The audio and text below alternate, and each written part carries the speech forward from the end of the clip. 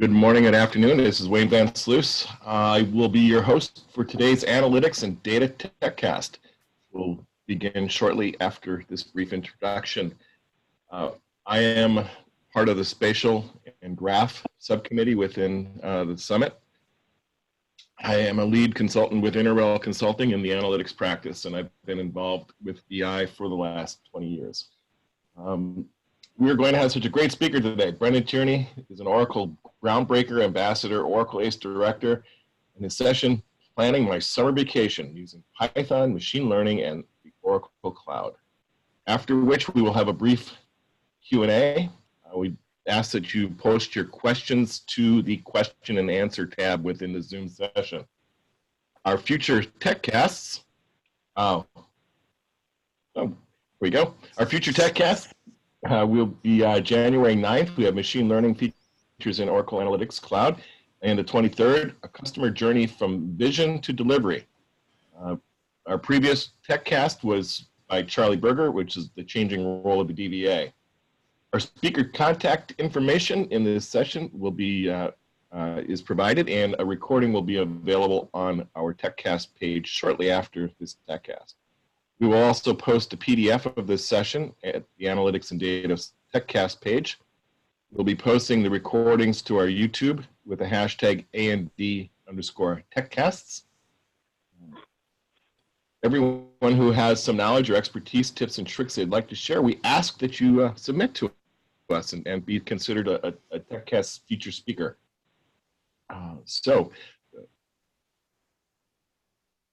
Do you have any other topics I'd like to consider? We're looking for people starting.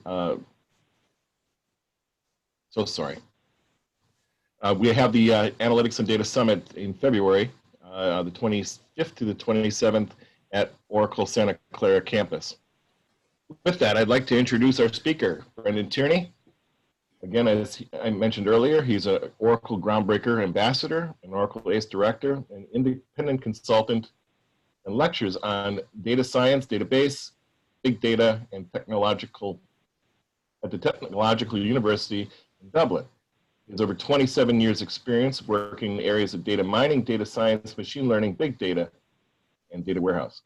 Brendan has published 4 books, 3 with the Oracle Press, and 1 with MIT Press. All of these TechCasts should take about 30 minutes, including time for Q&A. So if you, again, please post your questions to the Q&A window, not the chat, so we can submit your questions and answer them to the speaker. And with that, Mr. Tierney, please take it away. Thank you, Wayne. Good morning, afternoon, and evening, everyone. My name is Brendan Tierney. I'm based in Dublin, Ireland, so it's coming up to evening time where I am. So wherever you are, thank you very much for coming along. So what I wanted to present to you is a kind of a quick version of a presentation, a fuller presentation I'll be giving at the Analytics and Data Summit. And the title of it is Planning My Summer Vacation Using Python, Machine Learning, and kind of some different cloud services that are available. And part of the reason why I wanted to show this is that, in a lot of cases when people are talking about machine learning, we can see kind of very naughty or very kind of specific topics that they're actually covering. And sometimes they make kind of machine learning into being a very big, complex type projects. Where I think we're heading towards the scenario where kind of machine learning is no longer kind of the unicorn kind of specialist skill. And this is something that, a skill that pretty much everyone has. So a lot of the graduates coming out of universities all have machine learning. There's so many masters and PhD students now out there that are doing machine learning. So many online resources, teaching us about machine learning. But what we want to be able to do is that to create a proper solution or solving problems is machine learning only becomes part of the solution. So what I wanted to look at is kind of like, is there a fun way where I can actually look at this and being able to use machine learning in a fun way rather than in some of these more kind of serious scenarios. And what I wanted to do was kind of focus in on a particular business problem or a particular problem that I wanted to address earlier this year. And part of that problem was I wanted to plan my summer vacation. right? So kind of when you think of summer vacation, you're thinking of beach, sea, sunshine, maybe some cocktails and whatever else. But we were going on a slightly different holiday, which is we're going to Scotland. We're going on a driving holiday around Scotland. So if anybody who knows what Scotland is like, is kind of beach, seaside, sunshine, is possibly not something that you would uh, associate with it. So what we wanted to do is, is there a way we can, use some maybe public data sets, being able to use a variety of cloud services to be able to find out things that are of interest for a summer holiday. Because what it isn't just me and my wife going on holidays. We have the kids there, and anybody with a family will kind of know when you're going on a summer holiday or a driving holiday is that you need to have a bit of a plan of what you're going to do and where you're going and how long it's going to take, because we have the "are we nearly there yet" kind of scenario. So what I wanted to do is look at, well, if I'm planning this summer holiday, is can I actually use machine learning to help me to work out what might be the ideal holiday for me or for the family holiday. So what I ended up by doing is kind of using a bit of machine learning. Can I take Python in order to do this? It's a popular language at the moment.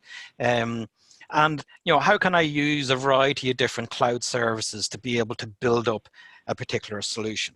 And when we start looking at this, and this is kind of the era within the kind of the machine learning AI kind of world that we're heading towards, is that a lot of these kind of specific technologies that seem quite complex are really just a small piece of the jigsaw. And kind of my favorite way of representing this or talking about this is to do with, well, if you've ever watched the Shrek movie, you have when Shrek and Donkey are heading off in the first movie on their big adventure. They're going through a field of onions, and he picks up an onion. He starts talking about the complexity of ogres, and ogres are like onions. Ogres have layers, so there's layers of complexity to them. And it's just like, every software development project that we have, you're not necessarily using one particular skill. You're going to be using a variety of different skills. And, in current times, one of those skills that's kind of really important for everyone now is going to be machine learning and being able to incorporate that within our codes to be able to solve problems. But getting back to my particular kind of business problem is to do with, well, my business problem is my summer vacation. So when we start kind of thinking about the location, so this is, we're going to Scotland, is, well, what kind of things do you think about? Well, there's certain musical aspects to it. So whether you're into bagpipes or some of the more traditional type music kind of scenarios, there's different kind of rugby games, there's lots of countryside, lochs, mountains, hills, and the castles around Scotland. So these are all different things that my family are kind of interested in. So hence why we're going to Scotland. And, Scotland is also kind of famous for, well, we have the Loch Ness Monster and a few other different kind of topics. But as I said, this is a family holiday, right? So there has to be something in it for everyone. So I'm kind of thinking of what's in it for me. So some of these other kind of areas are kind of interesting, but what's in it for me? So the other thing that Scotland is famous for, it's famous for its whiskies, which is, that it's out there. So what I wanted to do is could I actually plan the summer vacation without my family knowing, that incorporates a tour around some of the key distilleries and whiskey tastings around Scotland, and being able to use machine learning to be able to help me to plan that out based on my particular requirements. So kind of the typical process when we get to these kind of projects is we need to get some data, we need to process it, we need to analyze it, we need to interpret it. And I'm going to use a data set that is actually kind of available for quite a long time now. So if you kind of go back to when R was one of the most popular machine learning and data science languages, is there's a kind of a data set that's out there on Scottish whiskies. So I'm going to be using that particular data set. I'm going to be examining it. I'm going to be using some machine learning on it. And out of that, what I want to be able to do is kind of use that component that, and that contribution out of the machine learning. Can I actually build out a potential solution to planning my summer vacation? So that's enough of the kind of the background. So what I'm going to do is I'm going to kind of pop out of the presentation now, and I'm going to go over to a Jupyter notebook. Right, so what we have is, we have a large notebook here to go through. So this is going to be kind of going through the different code about showing you how I went about building up my particular solution. Now, what I have is the data set. So what I have that is I have that loaded into my Oracle Cloud database. And what I'm going to do is I'm going to connect into it, and I'm going to select that particular data set. All right, so when I select that, I'm going to do a bit of remapping of some of the attribute names into kind of more standardized kind of values on it. So this is the output that we get back from it.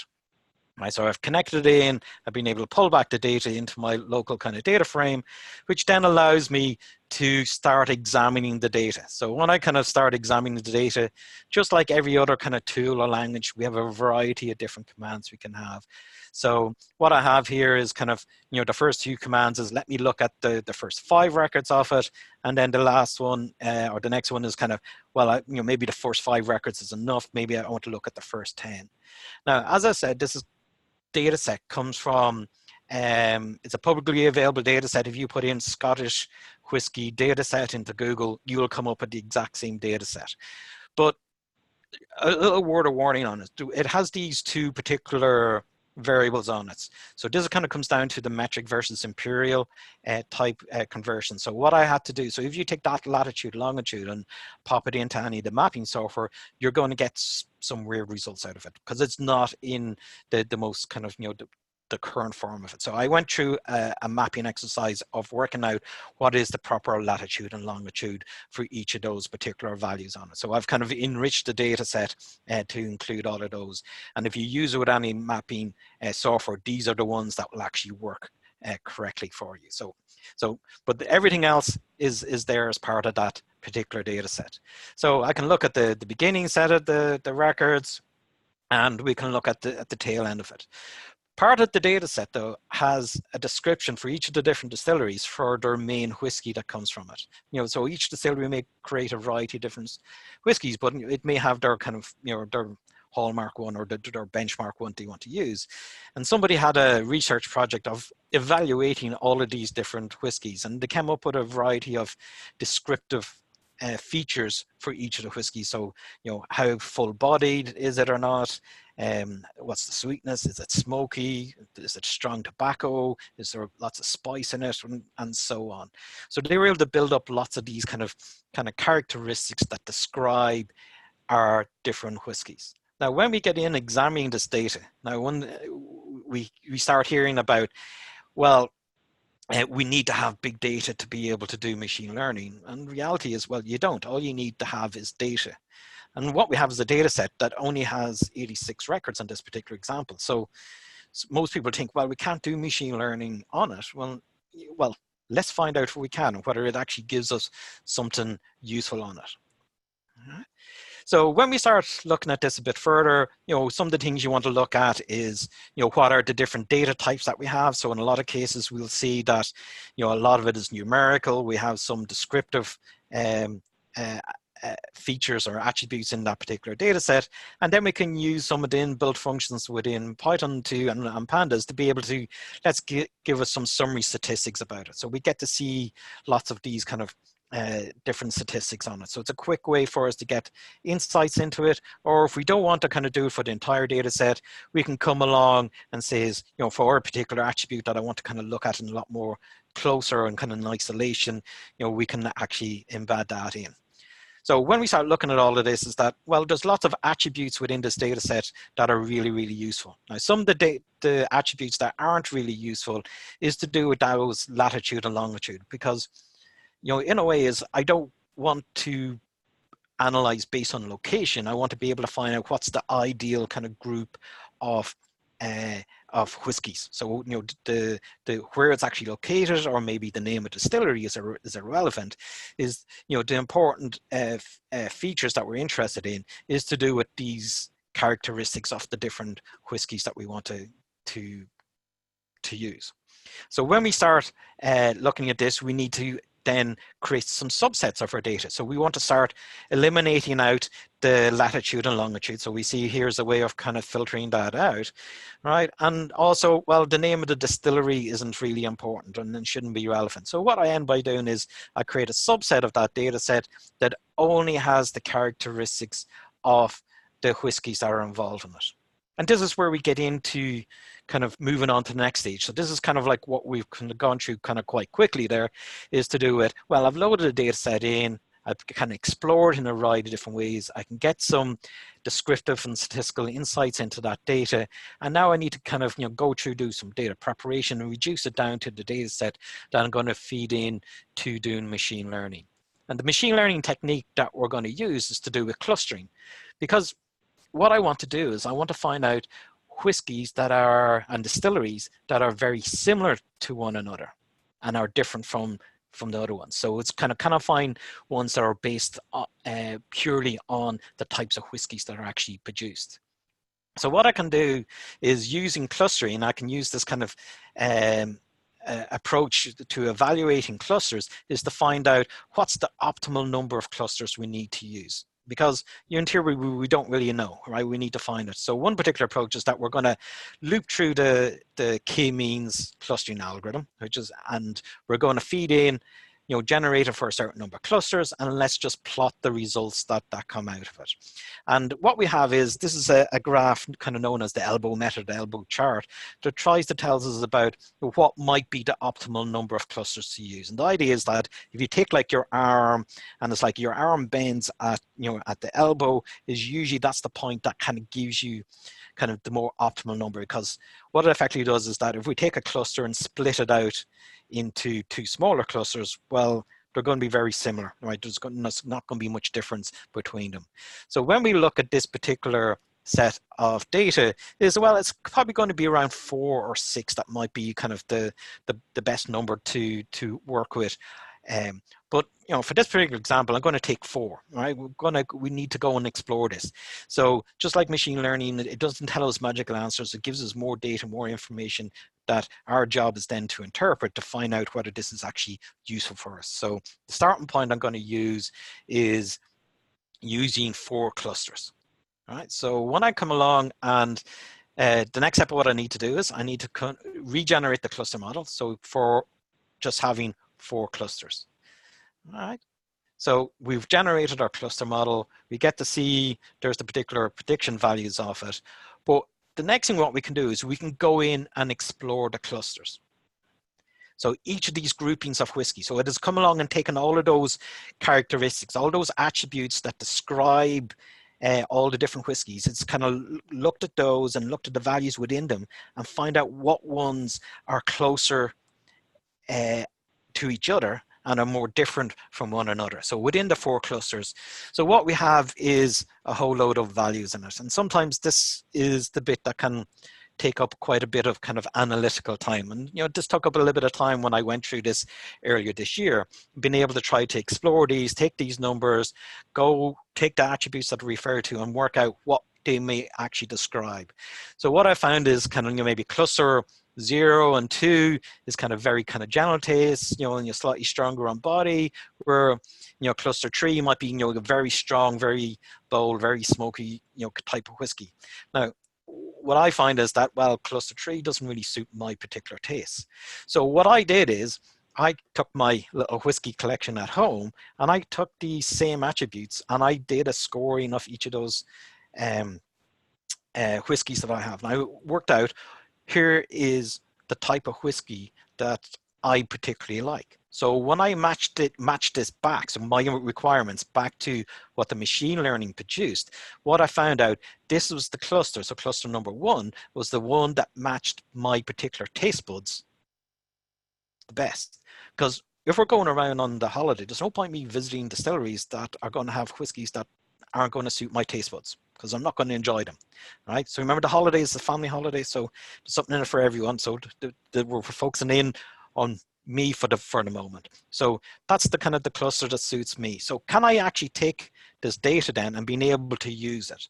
So what I'm going to do now is I'm going to take all of those predictions right, of what clusters each of those distilleries belong to, and I'm going to map it onto our data frame, right, onto our Panda data frame, and we can add that in. So we get to see what those values are. And when we analyze that and see how many distilleries do we have for each particular cluster, we find that the one I'm particularly interested in is 19 different distilleries. Now we're going on a 7-9 day driving holiday around Scotland. Going to 19 different distilleries is possibly not a good thing, or probably not recommended or good for your liver kind of thing. But I'll come back to that in a moment, because we're going to take some additional kind of like business requirements or problem requirements and apply that to our data that has been produced from the machine learning to be able to filter that down into something that's more core to what we need to do.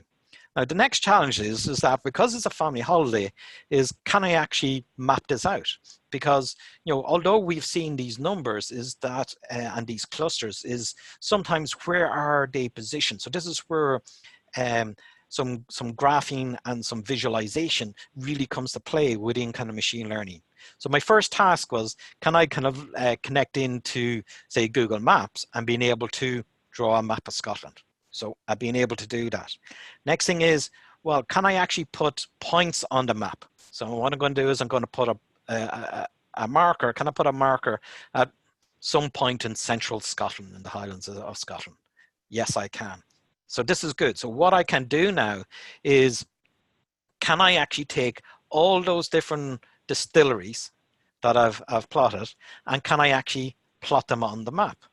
And the answer is yes, I can. If I just make that a little bit smaller, we can see that they're quite spread out from over in the islands on the west to some of the islands up in the very north. When we see that there's a kind of particular kind of grouping or kind of large grouping of them in that kind of northeastern part of Scotland. So we can prove we can do maps. We can prove we can do plotting on maps and do kind of markers on map.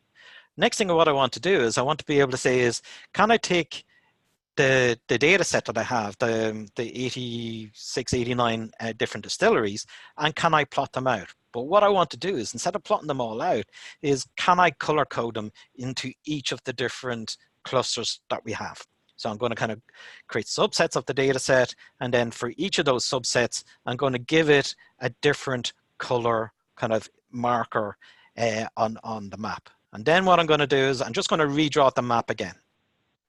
And this way we get to see is that here's the color coding of the different clusters of the distilleries around Scotland. So you get to see that, well, around kind of the southern part of Scotland, we have the purple. Again, there's a higher density within the purples here in the northeast. Green is quite spread out. Blue is quite small and mainly to the west kind of coast and the islands of it.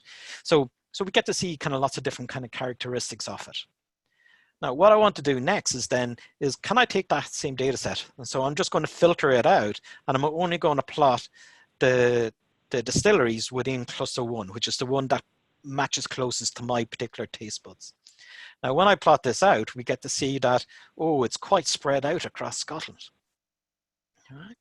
But we do see that it's, it is kind of spread out. One of the things we might start seeing is some early insights into our data, going like, well, if I kind of start plotting around some of this, is that, some of this is actually quite close to one another.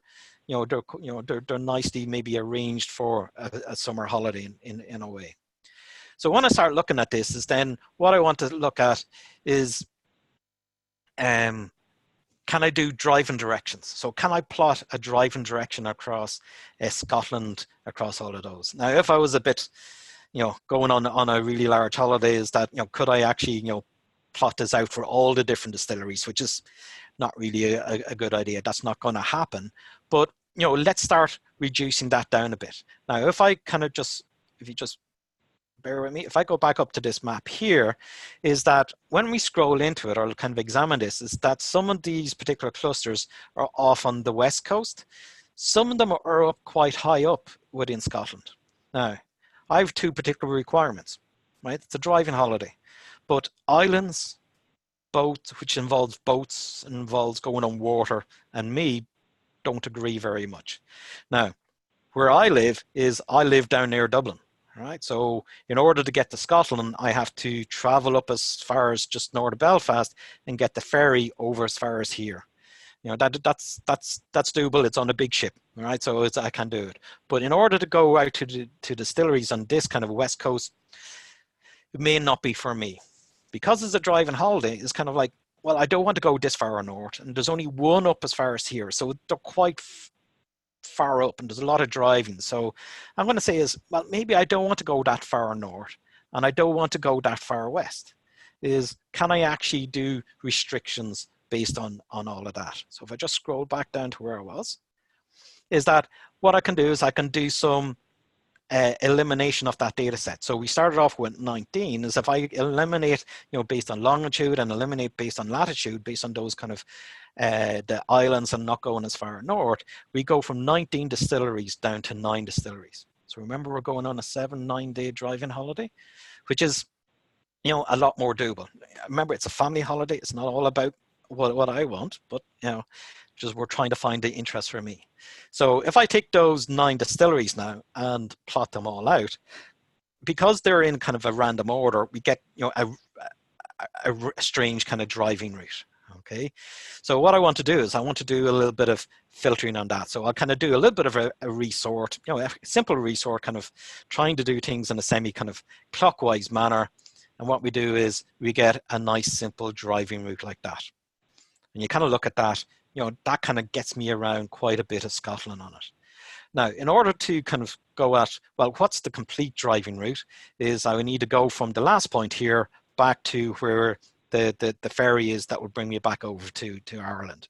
So if I add that point in, so what I'm going to do is I'm going to add that extra point in and redraw that, we get to see that we have a complete circle on it.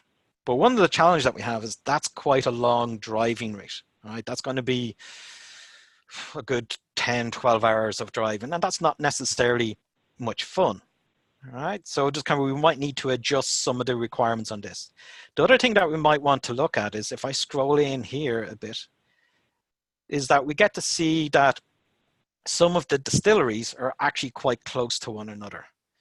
So when we start thinking of, you know, could I, you know, let's go and visit the distillery and kind of go, oh, that's great. You know, let's drive on up the road and kind of, oh, we're only a few kilometers up the road and look, there's another distillery. You know, I don't think my family would be very happy with that. And then I think they would suspect, you know, what the real kind of theme of the holiday will be.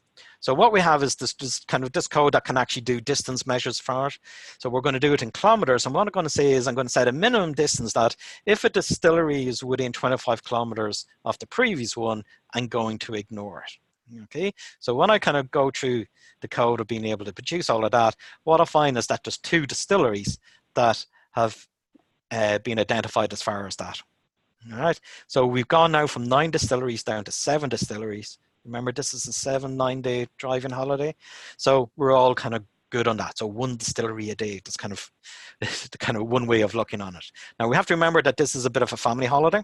And one of the things that the family want to do is they want to go to Edinburgh, which is good because that's a very long drive with, you know, back, and we want to kind of extend it. So by kind of breaking it in half, we go to Edinburgh. Lots of nice things to see in Edinburgh. And if I just go back to here, and you see this slide here, this picture here is taken from a whiskey bar in Edinburgh. So I'm kind of quite good with that particular selection of going to Edinburgh. All right, so I just scroll back down. So we adding in Edinburgh as a waypoint on it. So we're building up the code from the previous section. We rerun that, and we get our completed driving route around it. Now, when we have that completed driving route, the next thing is, can I get the driving directions? So I can feed that in. So the first thing is, let's just take from the ferry to one of the distilleries kind of thing. So I feed that in. Can I get the driving directions?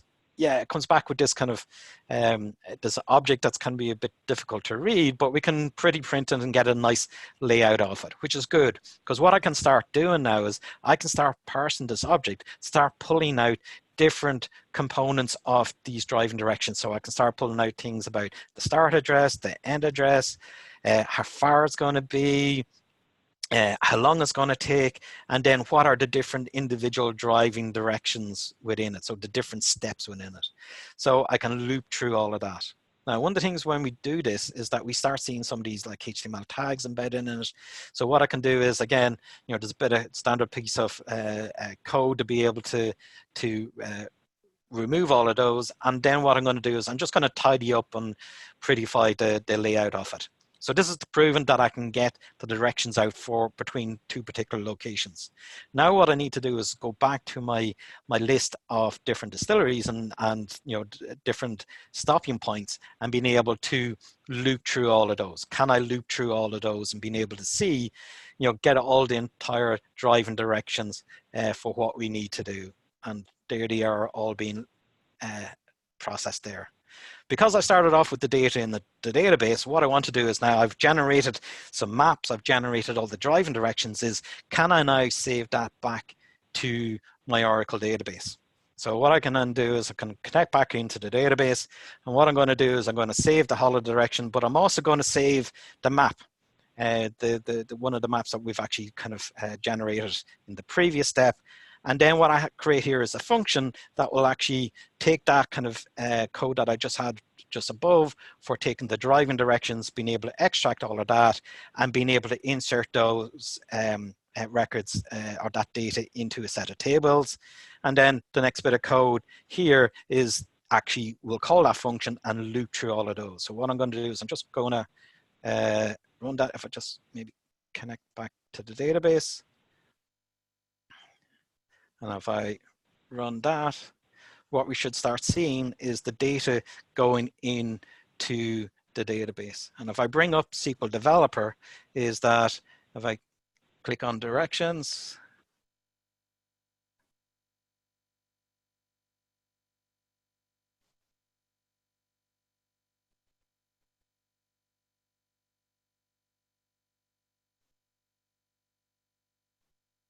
I should be able to see, maybe if I need to reconnect.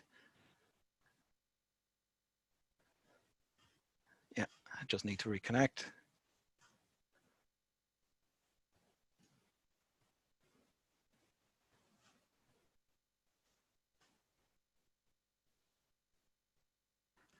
Should be there. Anyway, so the data should be going into the database, and I can go in to SQL Developer and being able to display all of those. Let me check that one more time.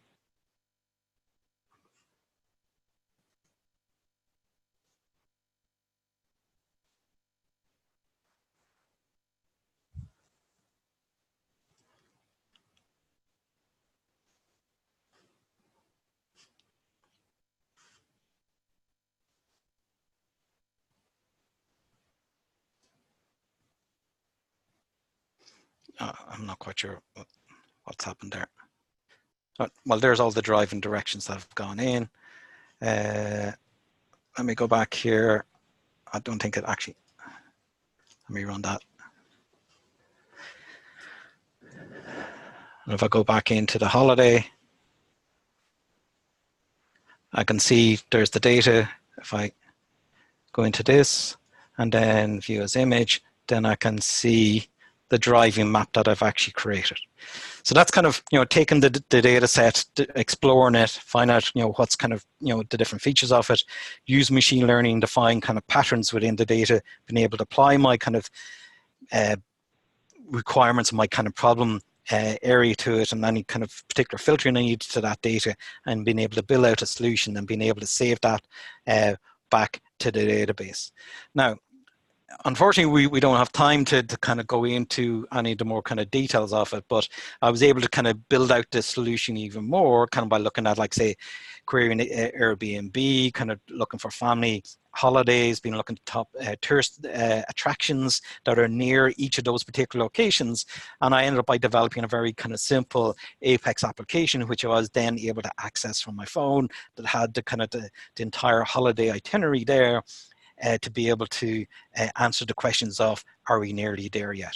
The important part of all of this is that, when you're developing some of these solutions, is that you're working with a set of ingredients. One of these ingredients is the machine learning component. It's not a big component of it. It's not a big ingredient. It doesn't take up the entire project. We need to combine all of these different skills and these different technologies together to be able to help us give a particular solution. So kind of going back to kind of the beginning of what we tried to do is, could we actually use machine learning in a fun way with some open data sets to solve a kind of a real world kind of problem that I had, and have some fun along the way while using a variety of different skills that we typically see within most kind of software development projects. And kind of the key message from all of this, being able to see that, well, machine learning is really only one component of the entire solution. And that kind of brings me to the end of the presentation and the demo. If you're going to come to the Analytics and Data Summit at the end of February, I'll be given a kind of a more extended version of the different steps we've gone through and some of the more detail behind all of this. So you'll be able to see the fuller version of all of that there. So thank you all for coming along today during your lunch break and listening in. And I'll hand it back to Wayne. Excellent. Thank you very much. This was an excellent presentation, Brendan. I appreciate you giving up your evening to enlighten us. There are three questions right now. Actually, one of them, if you have a chance to look at those, or do we want to just pass and send them out as an email? I'll take the first one, which is to do with, how did you determine which cluster works best for you? So arriving at the green. So that involved me taking my whiskey collection. So I've, in recent years kind of gotten into different types of whiskey. So I kind of went through using those same kind of characteristics that original data set used, and basically scored them myself. So I was able to work out, the profile of the type of whiskies I like and also the ones that I don't like. And then I was able to basically take that and match it against the different clusters that were produced, and found the one that was closest to my particular kind of taste buds. So that's how I went through that. So although I didn't go into that, and there was a bit of many hours or days of kind of trying to work that out as well. That must have been arduous to have to sample so many whiskeys. It was a difficult task. It took a while, but yeah. All righty. What we'll do is we'll take the questions, put them into an email, and Brendan will respond to them offline. We thank everybody for their time today. And again, if you'd like to see this extended presentation, come to the Analytics and Data Summit in February. I'll have a great day. Thank you.